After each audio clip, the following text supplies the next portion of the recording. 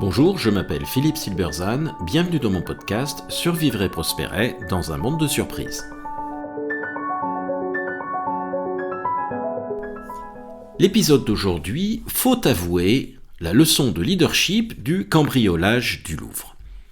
La facilité avec laquelle des cambrioleurs ont pu, en plein jour et en plein Paris, voler pour plus de 80 millions de bijoux au musée du Louvre a choqué le monde entier. Mais le plus choquant est le refus généralisé des autorités d'assumer la responsabilité de ce cambriolage. Ce refus offre une vraie leçon, en creux, de leadership. Circuler, il n'y a rien à voir, c'est en substance la réaction unanime des autorités au cambriolage du siècle, le vol de plus de 80 millions d'euros de bijoux au musée du Louvre. Dès son annonce, chacun s'est empressé de minimiser l'affaire et les responsabilités. La ministre de la Culture a ainsi nié toute défaillance de sécurité et a même félicité l'ensemble des équipes pour cette belle réussite. La directrice du musée affirme à sa suite que les systèmes d'alerte ont parfaitement fonctionné. Personne ne peut être préparé à ça, a même renchéri une gardienne de musée interviewée. Vraiment ? N'est-ce pas la fonction première des gardiens de précisément garder des bijoux précieux dans un lieu public et de se préparer à ce qu'ils fassent l'objet de tentatives de vol ? Comble du comble, le ministre de l'Intérieur nous apprend que les malfrats étaient, je cite, « déterminés ».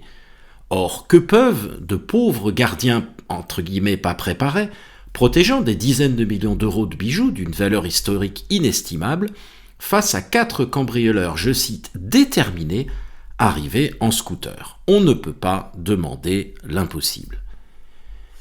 Ce refus d'assumer ses responsabilités, qui va des gardiens au ministre en passant par la directrice, a une conséquence très concrète. Il rend impossible de tirer les leçons de l'échec pour éviter qu'il ne se reproduise.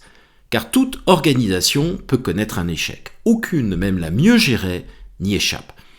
Le problème n'est donc pas tant le problème lui-même, un cambriolage réussi, que la gestion de ce problème et surtout les leçons qu'on en tire pour qu'il ne se reproduise pas.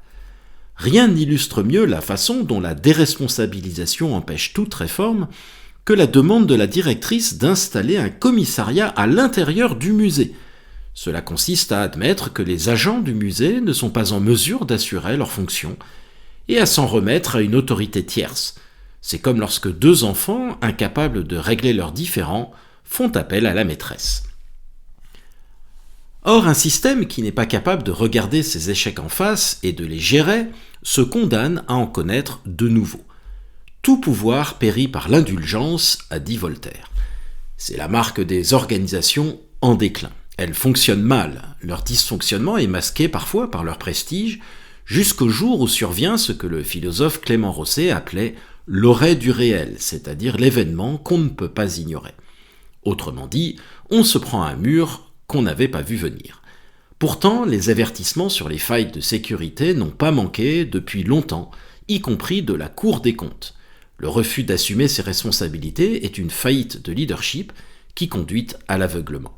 La déliquescence managériale qu'il produit empêche le système de se corriger et de s'améliorer et rend donc plus probable un échec prochain. La disparition de la responsabilité traduit, en même temps qu'elle l'alimente, l'affaiblissement du système dans son ensemble au profit de groupes qui le constituent. Pour qu'un collectif fonctionne, il faut en effet que ses membres partagent des valeurs et des croyances.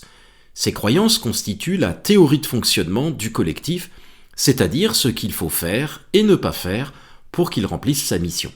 La notion de responsabilité, c'est-à-dire je dois répondre de mes actions, et de performance au sens le plus large, c'est-à-dire je dois faire mon travail et accomplir la tâche qui incombe à ma fonction, sont les 2 valeurs essentielles dans un collectif structuré pour qu'il puisse servir sa raison d'être.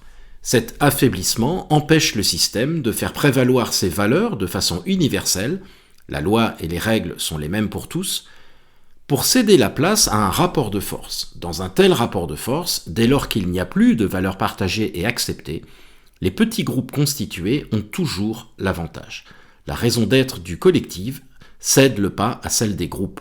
Le système devient clanique et le jeu est désormais à somme nulle. Or, les systèmes claniques récompensent la loyauté ou l'appartenance à un groupe plutôt que la performance. Ce comportement est fréquent lorsque des phénomènes de caste et de réseau sont à l'œuvre. C'est typiquement le cas quand on protège un condisciple de sa grande école, un homme de son camp ou un membre de son syndicat, malgré ses errements. En protégeant ses membres, le groupe se protège lui-même. Ceux-ci savent que, quoi qu'il arrive, on ne les laissera pas tomber.